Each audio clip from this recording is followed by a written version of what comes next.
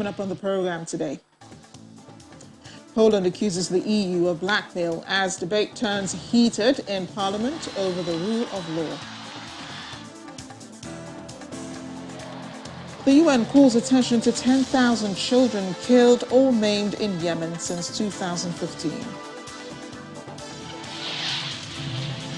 Plus, the UK set out plans to cut greenhouse gas emissions.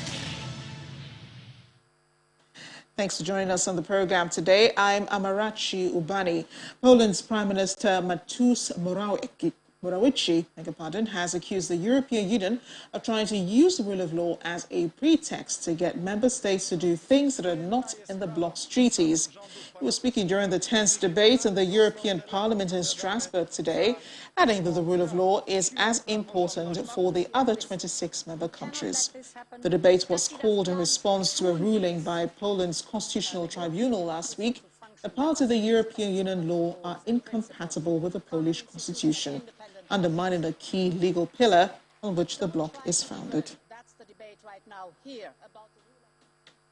Well, just before Poland's accusations, the European Commission President Ursula von der Leyen warned the country that its challenge to the supremacy of European Union law called into question the very foundations of the 27-nation bloc and could not go unpunished. Poland's Constitutional Tribunal ruled on October 7th that parts of EU law are incompatible, as we said earlier, with the Polish constitution, undermining the legal pillar on which the Union stands, and raises fears that Poland could eventually leave the bloc. Ms. von der Leyen laid out options for a response to the Polish court's attack on the primacy of the EU law.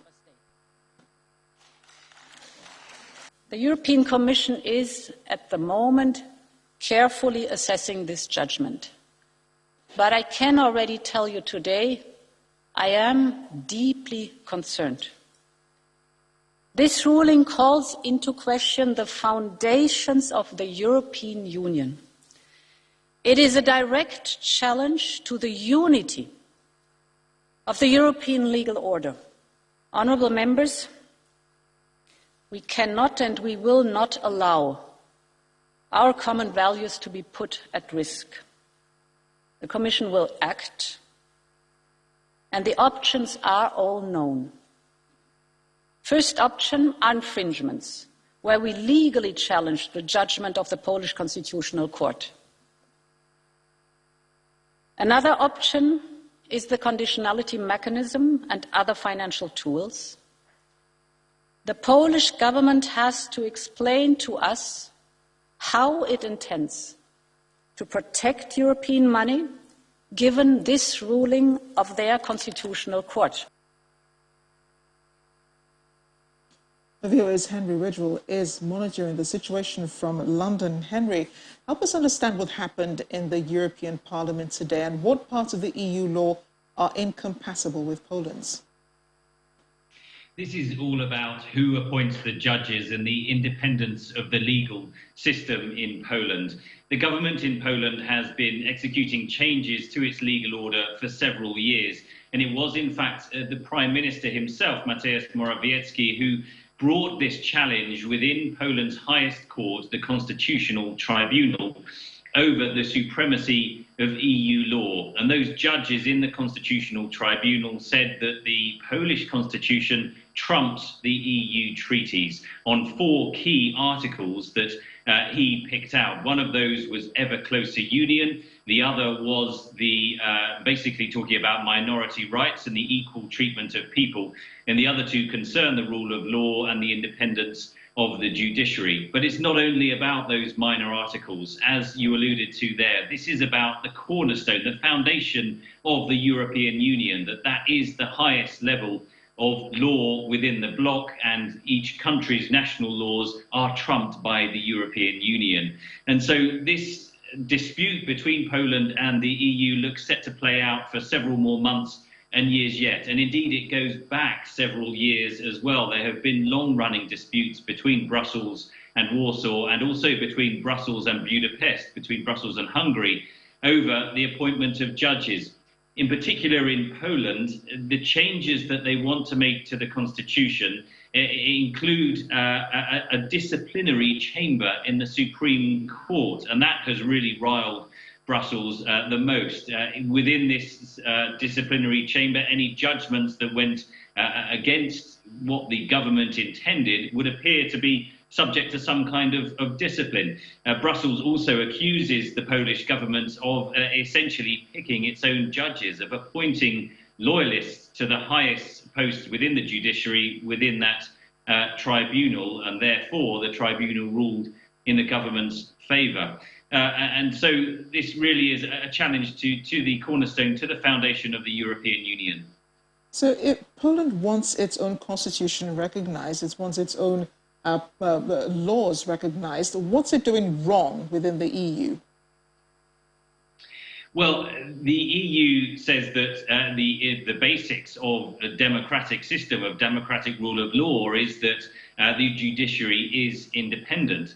And part of the problem is that that independence of the judiciary isn't really explicitly written into the EU treaties that form the legal basis of the bloc. It's just a sort of assumed status of any EU member that it is a democracy and that the judges are independent. And the Polish tribunal has ruled in the government's favour on this challenge. But as you heard from Ursula von der Leyen there, she says this can't be accepted and outlined three different options that the bloc could take, one of them being legally challenging the decision of the Polish tribunal itself, presumably within the Court of Justice of the EU. But it's not clear how successful that might be. This is the first time that any country has really challenged the supremacy of the EU. So it's a real precedent for the EU, and it's a real challenge for Ursula von der Leyen, the Commission President herself.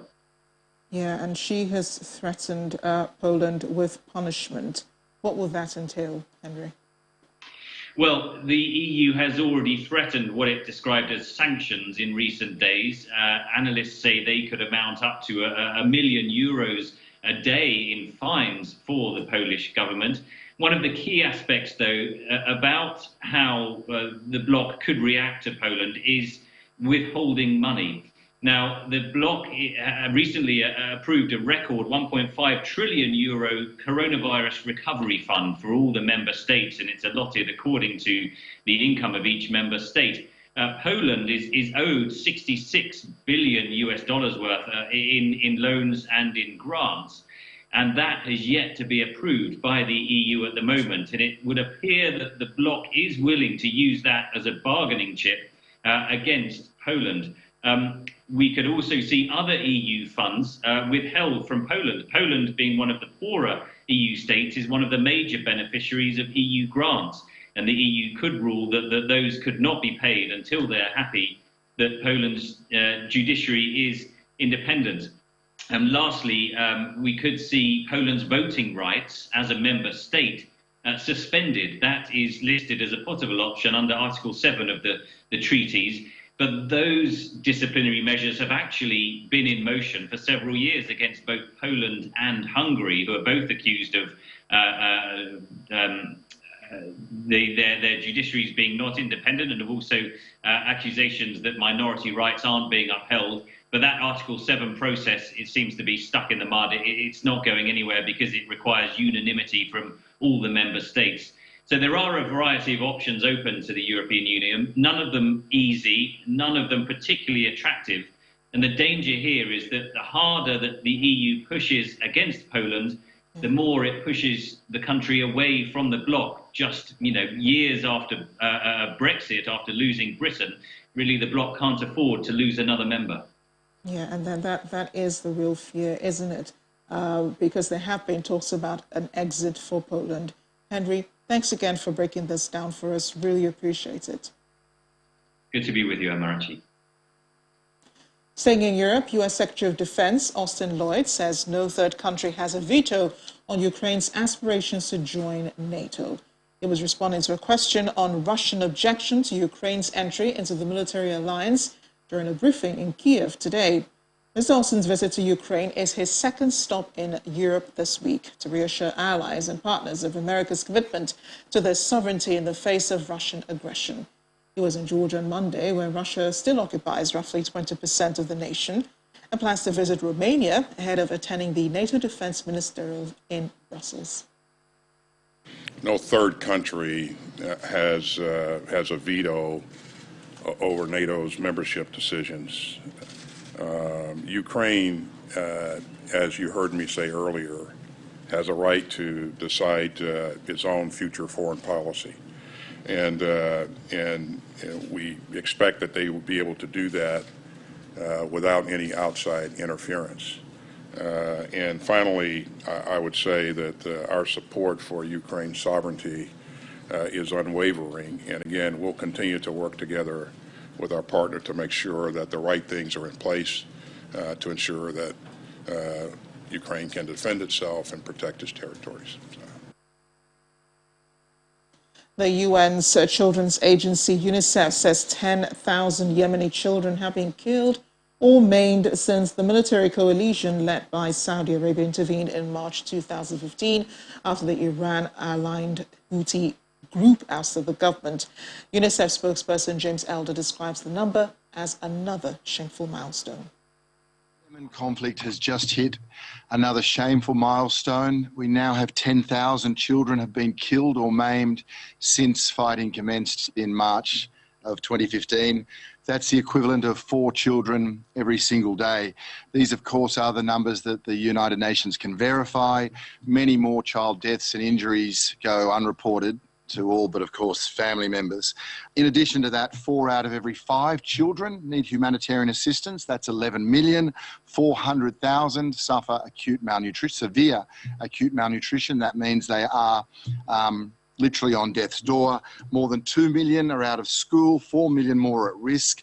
That is because 2/3 of teachers, 170,000 teachers have not received a regular salary, some for as many as 4 years. Ecuador has begun enforcing a 60-day nationwide state of emergency in response to a wave of violent crime. President Guillermo Lasso says police and the armed forces were being mobilized and their presence would be felt with force on the street. Official figures suggest the number of murders in the first 8 months of this year are double those in the same period last year. During a televised address, President Lasso said that under the emergency measures, the armed forces and police would carry out arms checks, inspections, 24-hour patrols, and drug searches, among other actions. The measure was introduced weeks after a prison fight in the port city of Guayaquil left 119 inmates dead. And North Korea today fired an unidentified projectile off its east coast. So says South Korea's Joint Chiefs of Staff, the latest apparent missile launch by the nuclear-armed state. The JCS did not immediately elaborate, but such reported projectiles have often been ballistic missile tests by the North, which had pressed ahead with military development in the face of international sanctions imposed over its nuclear weapons and missile programs. The launch comes as the intelligence chiefs of the United States, South Korea, and Japan were due to meet in Seoul to discuss the standoff with North Korea, among other issues. $17 million, that's how much the gang that kidnapped a group of missionaries in Haiti are demanding if their captives want to be freed. The gang, known as 400 Mazowo, is notorious for kidnapping groups of people for ransom. This time, it's a group of American and 1 Canadian missionaries on Saturday, and it was $1 million for each person kidnapped. There are 5 men, 7 women, and 5 children, the youngest 2 years old in this group. The missionaries were returning from a visit to an orphanage when the bus they were traveling in was seized by the gang members on a main road in the town of Gantier, east of the capital Port-au-Prince. Seizing vehicles and all of the occupants for ransom is one of the main activities of the 400 Mazowo gang, which it uses to finance itself. The U.S. State Department says a small team has been dispatched to Haiti to assist in efforts to locate and free the group, according to State Department spokesperson Ned Price. Over the weekend, we can confirm that 17 individuals, 16 of whom are U.S. citizens, were kidnapped on October 16th, on Saturday, in the greater Port-au-Prince area. we've made this point before, but the welfare, the safety, the security of U.S. citizens abroad is one of our highest priorities. Our embassy team in Haiti has been in constant contact with the Haitian National Police, with the missionary group, Christian Aid Ministries, and family members of the victims. We'll continue to work with them. We'll continue to work with the Canadian government, given that one of the victims is a Canadian citizen, and with our interagency partners. The State Department is part of a small team that is now on the ground that has been dispatched to Haiti to work closely with Haitian authorities on this matter. This is something that we have treated as with the utmost priority since Saturday. Our correspondent Maria Bird is in Washington. Maria, what is the latest from the White House regarding the kidnap of the missionaries? The latest at this point is really trying to gather as much information. As we know, there is going to be a limited amount of data that's being provided just because of the fact that this is still under investigation. And unfortunately, the U.S. does not have a very good handle on exactly who the kidnappers are and exactly where the missionaries reside. We know they're in some part of the suburb of Haiti, a Port-au-Prince area, but the exact location is not known. We also know that the ransoms are being requested from the Christian Aid Ministries organization, which means they are the main point of contact at this time. The federal government, the FBI specifically, is not leading the efforts and the discussions and the negotiation between those kidnappers and obviously the U.S. to try to ensure the freedom of those 17 individuals, 16 of which are American. And so the U.S. is very, very, very close-lipped at this time because there is still a very limited amount of data that they have and access they have to the individuals. Yeah, that's quite understandable, Maria, because, I mean, if information gets out, it could jeopardize the lives of these people who are with the kidnappers. But is the government considering negotiating with the kidnapped group?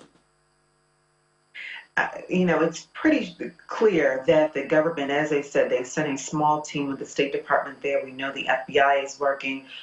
So we know that they are looking to ensure, and as the State Department has stated, this is of the highest priority. And so the negotiations will definitely continue until the rescue of those who have been kidnapped. We know that they even have, you know, very young children that are there. And so that is obviously one of the main concerns at this time. And so we would not be surprised if you do see settlement that comes out of this in the coming days. But as we know, this has been going on since Saturday.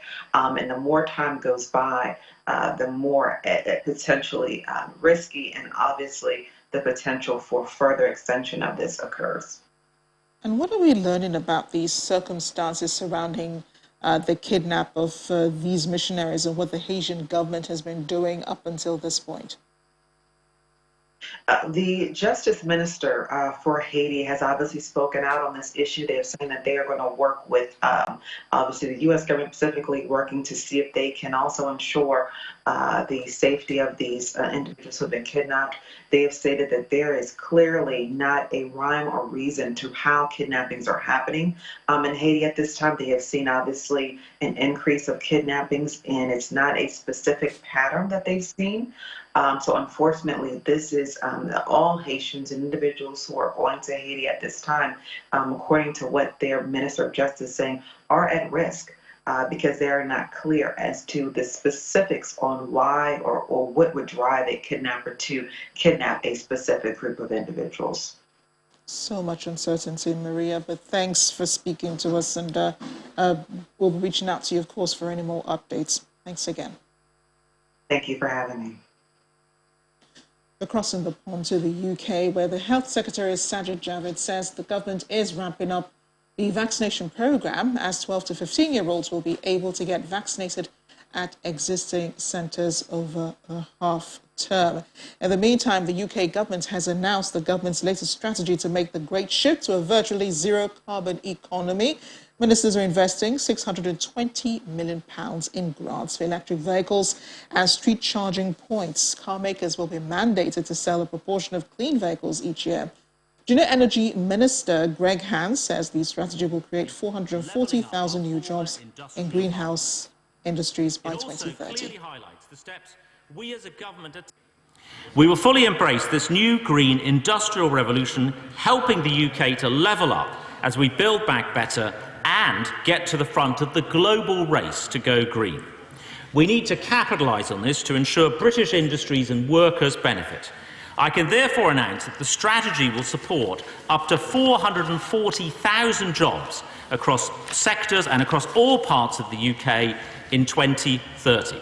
There'll be, Mr. Speaker, more specialists in low-carbon fuels in Northern Ireland and low-carbon hydrogen in Sheffield, electric vehicle battery production in the northeast of England, engineers in Wales, green finance in London, and offshore wind technicians in Scotland.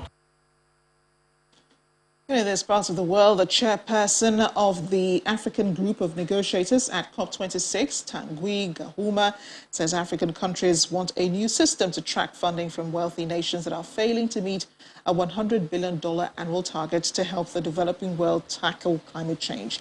The demand highlights tensions ahead of the COP26 climate summit between the world's 20 largest economies, which are behind 80% of greenhouse gas emissions in developing countries that are bearing the brunt of the effects of global warming. We prove that someone is responsible for something. It's responsibility to pay for that, to find a solution for that. And this is the basis of the negotiation. For example, in OECD report, they say they achieve maybe 70% of the target, but we cannot see that. We need to have a clear view, a clear roadmap, how they will put on the table the 100 billion per year, how we can track the 100 billion per year. And without that, the COP26 will not be a success for Africa. We don't have time to lose on negotiation anymore. If they have to put that, if they already put that on the table, we don't have time to lose. And Africa is one of the most vulnerable regions of the world. So we don't want that climate change can continue to increase the situation of Africa. The 100 billion was a political commitment. It was not based on the real needs of developing country to tackle climate change. So the first assessment that we made as African group is that we need 10 times more than the 100 billion. So we are close to 1.3, to 1.2, and this will be maybe the real cost. It wasn't the unveiling of a new iPhone, but the Vatican pulled out all the stops today to roll out its latest Click to Pray app, offering what it hopes will be a better digital praying experience. 7 Vatican or Catholic Church officials, a cardinal, 2 priests, and 4 lay people presided over a news conference to illustrate Click to Pray 2.0, the first major update of the app since it was first launched in 2016. Reporters were shown a video illustrating the app's new functions, including a personal prayer planner, letting users configure their moments of prayer for each day and receive reminders that the time had come to put the rest of the world on hold for a moment. The app, available in 6 Western languages and Chinese, gives users a variety of specific intentions for which they can pray together with Pope Francis. Absolutely, because if you have the possibility to do something that for you is difficult, do it easier, you can do it. Okay. Because it's very user-friendly, it's short, it's simple, and that allows you to do it. It's not the unique way to pray, no, not at all. It's not to invalidate the other places or way to pray, but it's one way more to reach the people that stay or need one new way. And that's the world today. Thanks for watching. I'm Amarachi.